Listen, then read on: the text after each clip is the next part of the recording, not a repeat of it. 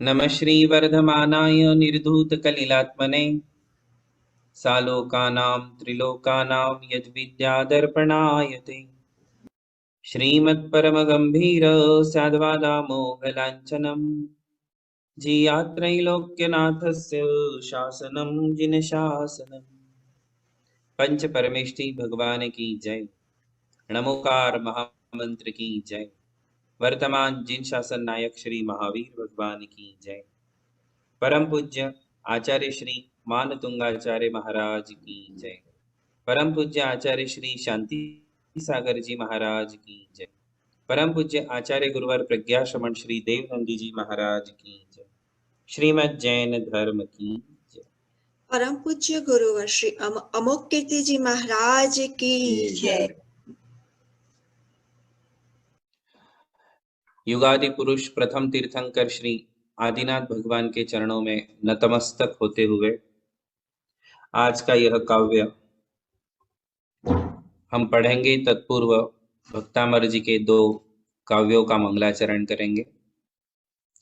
भक्तामर प्रणत मौलिमणि प्रभाणा मुद्योतकं दलित पापतमोवितानम् सम्यक् प्रणम्य जिनपादयुगं युगादा वालम्बनं भवजले पततां जनानाम् यः संस्तुतः सकलवाङ्मयतत्त्वबोधा दुद्भूतबुद्धिपटुभिः सुरलोकनाथैः स्तोत्रैर्जगत्रितयचित्तहरैरुदारैः स्तोष्ये किलाहमपि तं प्रथमं जिनेन्द्रम्। आज काव्य नंबर 29 आप सभी मेरे पीछे पढ़ेंगे, शुद्ध उच्चारण करेंगे। सिंहासने सिंहासने मणिमयूख मणिमयूख शिखा विचित्रे शिखा विचित्रे विभ्राजते विभ्राजते तव वपुः तव वपुः कनकावदातम् कनकावदातम् बिंबम बिंबम वियद वियत् विलसदंशु विलसदंशु लतावितानम् लतावितानम् तुंगोदयाद्रि तुंगोदयाद्रि शिरसीव शिरसीव सहस्ररश्मेः। सहस्ररश्मे। और एक बार, सिंहासने मणिमयूखशिखा विचित्रे विभ्राजते तव वपुः कनकावदातम् बिम्बं वियद्विलसदंशुलतावितानम् तुंगोदयाद्रिशिरसीव सहस्ररश्मे।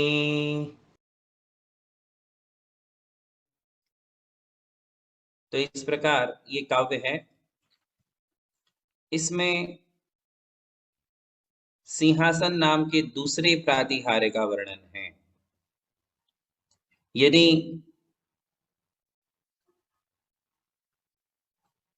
कल्याण मंदिर स्तोत्र में देखते हैं तो प्रातिहार्यों का सीक्वेंस अलग है, भक्तामर जी में अलग है, नंदीश्वर भक्ति में अलग है। तो इससे ये प्रतीत होता है कि इनका कोई ऐसा सीक्वेंस नहीं है, बस 8 प्रातिहार्य है जो निश्चित है। नामों में कोई अंतर नहीं है, 8 प्रातिहार्यों में कोई अंतर नहीं है, वे ही 8 प्रातिहार्य है, किंतु अलग अलग स्तोत्र आदि में अलग अलग क्रम देखने को मिलता है। इसलिए इसका यही क्रम है ऐसा हमें मानना नहीं चाहिए, आगे पीछे भी क्रम हो सकते हैं। तो आचार्य कहते हैं वहां जब प्रातिहार्य प्रकट हुए थे देवों के द्वारा समो शरण में, तो वहां कोई सीक्वेंस नहीं था कि पहले ये प्रातिहार्य लगाया, फिर दूसरा लगाया, फिर तीसरा लगाया, ऐसा नहीं था। वहां एक साथ 8 प्रातिहार्य देवों के द्वारा प्रकट किए गए थे। तो यहाँ सिंहासन प्रातिहार्य का वर्णन है। इसमें आचार्य श्री मान तुंग जी कहते हैं कि कैसा है वह सिंहासन और कैसी है आपकी काया, उस सिंहासन के ऊपर आप कैसे लग रहे हो।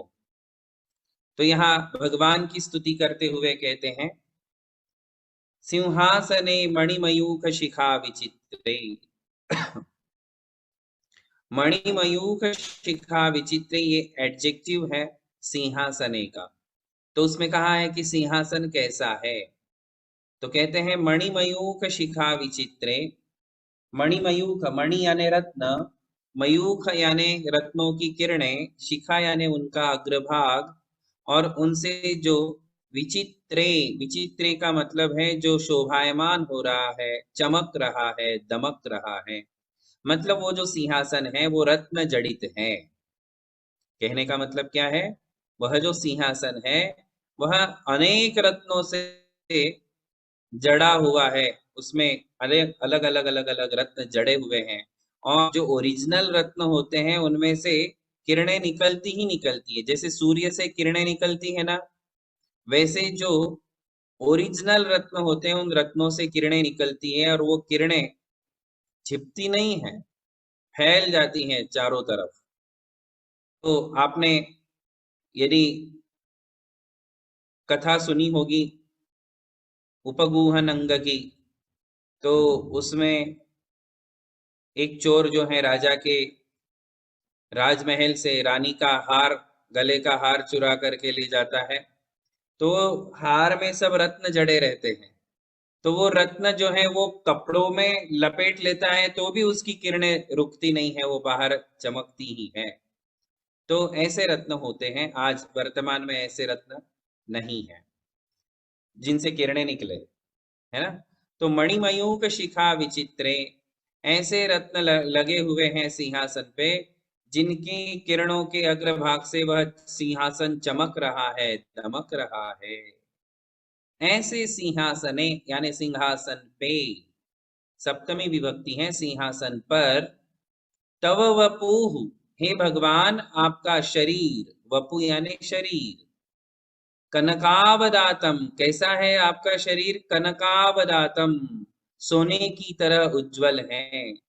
सोना होता है ना, जस्ट आग में से बाहर निकाला है, ऐसा सोना कैसे चमकता है, ऐसे स्वर्ण की तरह। क्यों? क्योंकि भगवान आदिनाथ जो थे उनका रंग सोने का ही रंग था, सोने जैसे वर्ण के ही थे भगवान आदिनाथ। तो आपका यह जो सोने जैसा उज्जवल शरीर है, विभ्राजते, वह उस सिंहासन पर जो है शोभायमान हो रहा है, बहुत सुंदर दिख रहा है, बहुत ही अच्छा लग रहा है। किसके ऊपर? उस सिंहासन के ऊपर।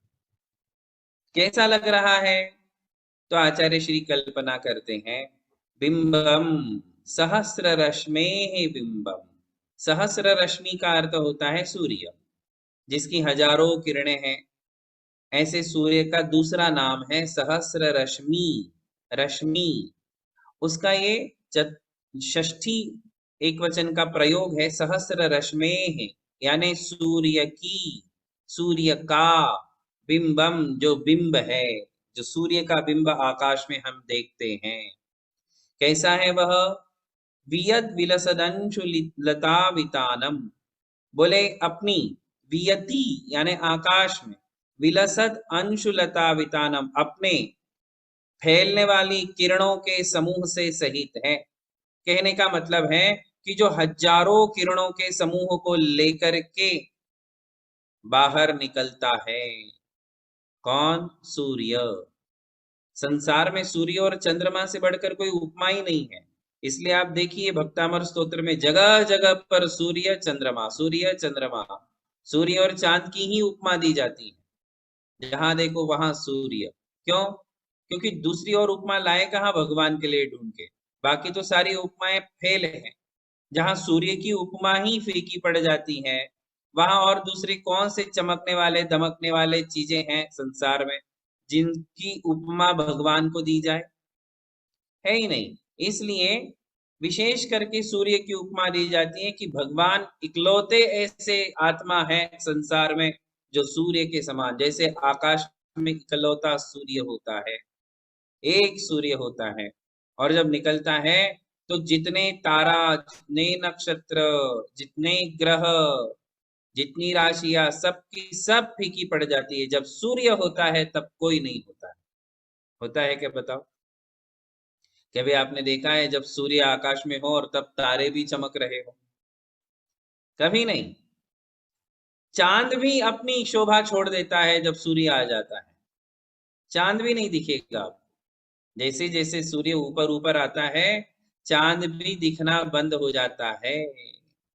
कभी कभी ऐसा दिखता है कि सूर्य का उदय हो रहा है और दूसरी दिशा में चांद भी दिख रहा है, सूर्य और चंद्रमा का योग दिखता है आकाश में, किंतु वो उदय के समय। जैसे सूर्य ऊपर उठता है 10 बजे 12 बजे, तो आपको एक भी नहीं दिखेगा, चांद ही नहीं दिखेगा, तारों की तो गिनती ही नहीं है, नक्षत्रों की तो गिनती ही नहीं है। तो जब आकाश में सूर्य होता है तब कोई नहीं होता है, वो अकेला ही होता है ना? किंतु जब भगवान होते हैं तब भगवान अकेले होते हैं क्या? भगवान भगवान के रूप में अकेले ही होते हैं, किंतु वो अकेले कभी नहीं होते। उनके समोशरण में असंख्य आत्माएं होती है। अकेले भगवान रह जाए तो क्या मजा है?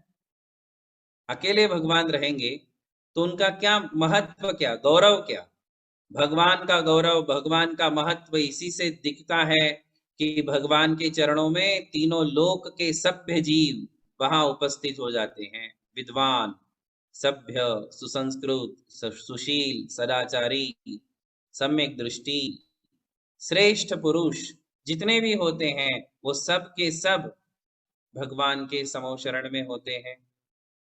उसका वर्णन मल्लीनाथ भगवान की स्तुति में बहुत सुंदर समंत भद्र स्वामी ने किया है।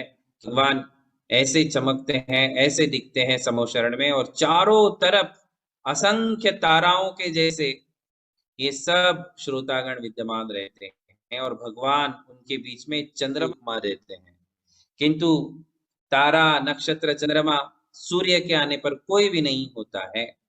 ऐसे ही भगवान जब उदीयमान होते हैं, देखो, तुंगो दयाद्रि शिरसी, तुंग यानी ऊंचा, उदयाद्रि यानी पर्वत, जिस पर्वत से सूर्य का उदय होता है पूर्व दिशा में, है ना? बहुत ऐसे सनराइज सनसेट पॉइंट्स होते हैं जहां लोग दौड़ दौड़ करके जाते हैं, कहीं सनराइज देखने को जाते हैं, कहीं सनसेट देखने को जाते ना। इंडिया में भी है, आपके वहां भी होंगे ऐसे पॉइंट्स जहां लोग खास करके जाते हैं सूर्य का उदय देखने के लिए, कहीं जाते हैं सूर्य का अस्त देखने के लिए, है ना? तो जहां पर्वत होते हैं वहीं ये सब चीजें अच्छी दिखती हैं। पर्वत तो दूर क्षितिज की ओर देखो तो पर्वत है, अभी हमारे सामने ही है पर्वत, यहां से दिख रहा है, वो पर्वत से सूर्य उदय हो रहा है, बिल्कुल सामने ही है। मंदारगिरी पर्वत जो है चारों दिशाओं में पर्वत श्रृंखला से घिरा हुआ है।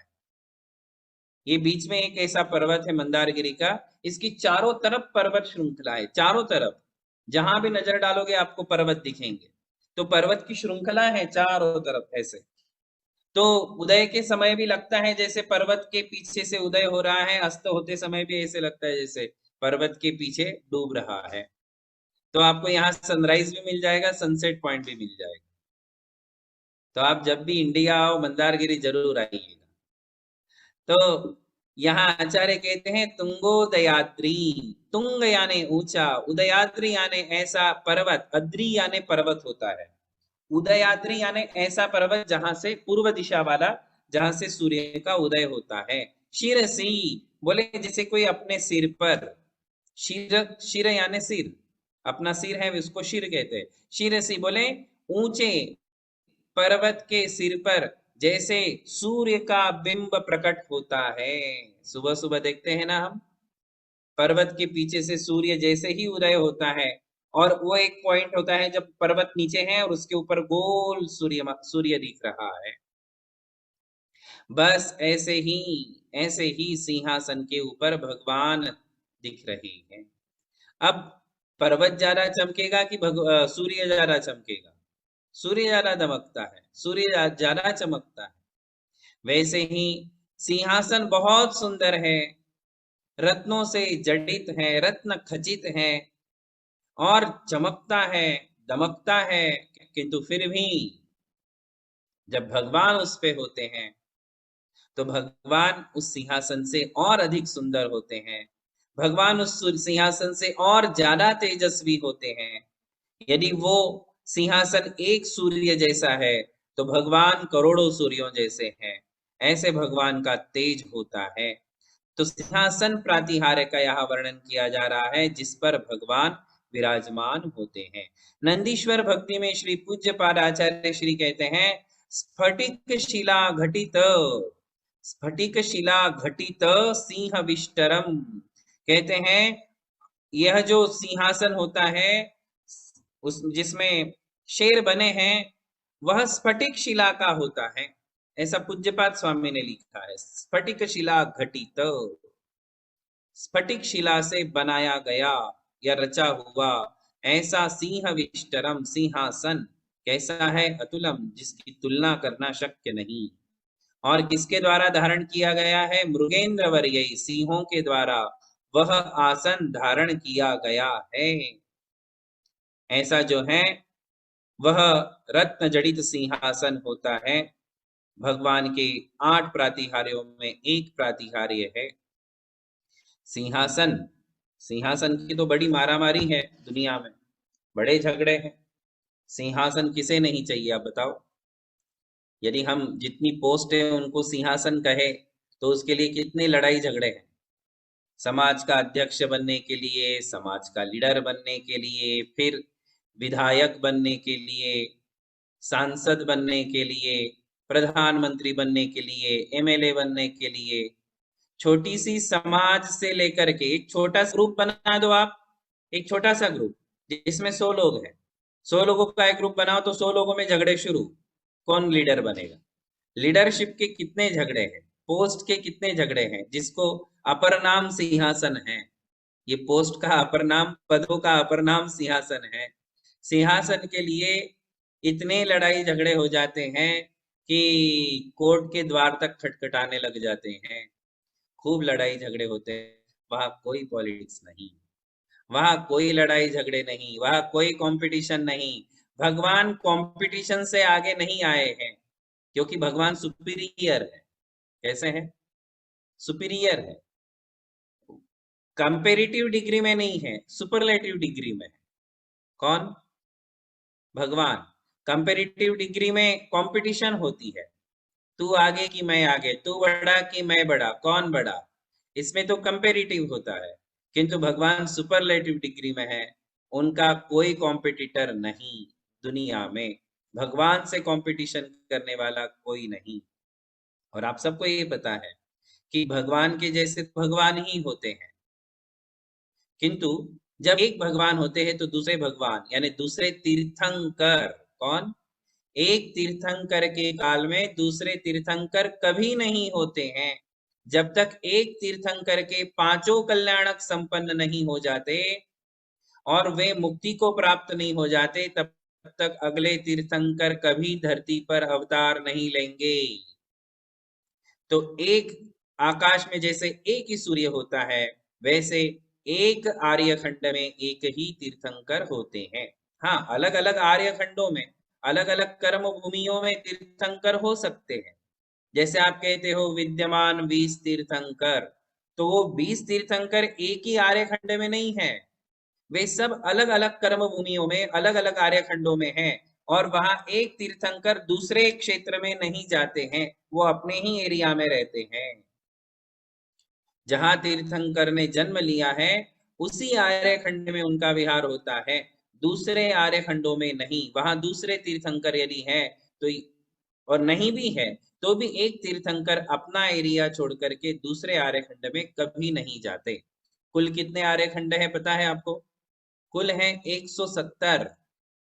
170 आर्यखंड होते हैं और एट ए टाइम 170 तीर्थंकर हो सकते हैं। मैक्सिमम, मिनिमम 20 तो होंगे ही होंगे कम से कम इस संसार में। एवरी टाइम, एनी टाइम 20 तीर्थंकर तो होते ही हैं, जिन्हें आप विद्यमान कहते हो। विद्यमान यानी विराजमान है, प्रकट है, उपस्थित है। ऐसे कितने होते हैं? 20।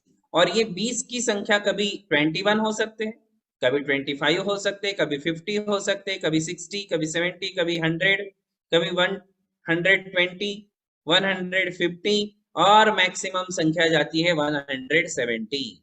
170 तीर्थंकर इस जगत में अधिक से अधिक हो सकते हैं, 171 नहीं, क्योंकि कर्म भूमि 170 ही है। कितनी है? 170। और आपको विशेष बात बता दूं, वर्तमान की 24वीं में जब अजितनाथ भगवान हुए थे, दूसरे तीर्थंकर, कौन से? पहले आदिनाथ, दूसरे अजितनाथ। तो जब अजितनाथ तीर्थंकर हुए थे तो कहते हैं कि उनके समय पूरे के पूरे 170 कर्म भूमियों में तीर्थंकर थे। वो एक ऐसा काल आया था जब पूरे 170 कर्म भूमियों में सभी जगह तीर्थंकर थे। ऐसा कभी नहीं होता है, मतलब हमेशा नहीं होता है। बाकी के 23 तीर्थंकरों के काल में ऐसा नहीं हुआ कि यहां भी है वहां भी है सब जगह है, नहीं। किंतु अजितनाथ भगवान के समय में ऐसा हुआ था। तो मैक्सिमम कितने तीर्थंकर हो सकते हैं? 170। किंतु एक भी तीर्थंकर दूसरे तीर्थंकर को कभी नहीं मिलेंगे। उनका अपना एरिया फिक्स है, उनके अपने 6 खंड है, उसमें आर्यखंड है, उस आर्यखंड में ही उनका विहार होता है। स्वभाव है, ऐसा नहीं कि उनको उनसे कोई प्रॉब्लम है। आपको प्रॉब्लम हो सकती है एक दूसरे से कि मैं उसको नहीं मिलूंगा, मैं उसके साथ नहीं बैठूंगा, वो आया तो मैं नहीं आऊंगा, उसको आगे किया तो मैं पीछे हो जाऊंगा। आपको एक दूसरे से जरूर प्रॉब्लम हो सकती है, भगवान को भगवान से कोई प्रॉब्लम नहीं। कई लोगों के दिमाग में ये चक्र चल रहा होगा कि देखो भगवान भी तो भगवान को नहीं मिलते, यदि मैं नहीं मिलता तो क्या हो गया। तो ऐसा जो है उल्टा विचार ना करे। वहां वो स्वभाव है, नेचर है कि वो अपना एरिया छोड़ के जा ही नहीं सकते। वो अनादि निधन नियम है। क्या है? अनादि निधन नियम ही है कि वो अपना एरिया छोड़ के नहीं जाते हैं। और वैसे भी एक समय एक ही लीडर अच्छे रहते हैं, है ना? लीडर कितने चाहिए बताओ? आपने लीडरशिप पढ़ी तो इसको यदि आपने पढ़ा होगा तो उसमें हमारे नीतिकार कहते हैं कि लीडर एक ही होना चाहिए। अब वो श्लोक पढ़ूंगा तो हो सकता है कि कईयों के दिमाग में ऐसा हो कि अरे ऐसे कैसे लिख के गए। जो लिखा है वो पढ़ के बताऊं? पहले आपको पूछ लेता हूं, फिर बताता हूं, है ना? बाद में पछताना मत कि महाराज जी ने क्यों बताया। किंतु नीतिकारों ने लिखा है, कहते हैं अनायका नश्यंती। जिस ग्रुप का कोई लीडर नहीं है वो ग्रुप बिखर जाता है, वो ज्यादा दिन टिकता नहीं है। फिर कहते हैं नश्यंती बहुनायका। जिस ग्रुप में एक से ज्यादा लीडर हो जाते हैं, घर में भी ले लो, घर में भी एक ही लीडर अच्छा होता है। यदि एक घर में 2-3 लीडर हो गए तो फिर डिसीजन भी अपना अपना ले लेते हैं, है कि नहीं? फिर एक दूसरे से टकराते हैं। इसलिए घर में भी एक ही लीडर होना चाहिए। या तो अपनी पत्नी को लीडर बना दो या तो आप खुद लीडर बन जाओ, जो जचता है ना, उनको लीडर बना दो। तो किंतु आगे देखो क्या कहते हैं, अनायका नश्यंती। लीडर नहीं है तो भी खराब चीज, ग्रुप बिखर जाएगा। नश्यंती बहुनायका, और एक से ज्यादा लीडर हो गए तो भी बिखर जाएगा ग्रुप, एक ही होना चाहिए। फिर आगे कहने वाले नीतिकार ने कहा है, हाँ मैं बार बार कह रहा हूं, स्त्री नायका नश्यंती। स्त्री को लीडर बनाओगे तो भी वो ग्रुप खत्म हो जाएगा। घर में लीडर आदमी को ही रहने दो, है ना? स्त्री नायका नश्यंती, नश्यंती बाल नायका। और बालक को यदि लीडर बना दोगे तो भी वो ग्रुप बिखर जाएगा। इसमें अपवाद केवल स्त्री नायक का है। कभी कभी हम देखते हैं कि लीडर स्त्री है किसी ग्रुप में, तो भी ग्रुप अच्छे से चलते हैं। तो ये एक अपवाद हो सकता है। बाकी 3 बातें तो बिल्कुल सत्य है कि बिना लीडर के भी ग्रुप नहीं चलेगा। बहुत लीडर हो, 1 2 3 4 लीडर हो तो भी नहीं चलेगा, और बच्चों को लीडर बना दोगे तो भी नहीं चलेगा। और स्त्री लीडर वाला थोड़ा आप सोच लेना, आप ही निर्णय ले लेना, है ना, क्योंकि मेरे सामने तो दोनों है, दोनों का मन नहीं दुखा सकता। और देखने में भी ऐसा आता है कि भाई कई महिलाओं ने बहुत अच्छी लीडिंग की है, अच्छे ग्रुप चलाए हैं और अच्छी समाज सेवा, राष्ट्र सेवा, धर्म सेवा की है। इसलिए स्त्री नायका ये एक अपवाद हो सकता है, किंतु 2 लीडर नहीं चाहिए, 1 लीडर ही अच्छा होता है। ऐसे तीर्थंकर भगवान अपने एरिया के एक ही तीर्थंकर होते हैं। जब तक वो होते हैं तब तक दूसरे तीर्थंकर वहां जन्म नहीं लेते हैं। इस प्रकार ये सिंहासन की बात आज यहाँ पूरी हुई। अब अगले प्रातिहार्य का वर्णन अगले बार करें। सिंहासने मणिमयो खशिखा विचित्रे विभ्राजते तव वपुः कनकावदातम् बिम्बं वियद्विलसदंशुलतावितानम् तुंगोदयाद्रिशिरसीव सहस्ररश्मे। आज इतना ही। बोलिए आदिनाथ भगवान की जय। परम पूज्य प्रातस्मरणीय गुरुवर श्री अमोक कीर्ति जी महाराज एवं मुनि श्री अमर कीर्ति जी महाराज की जय।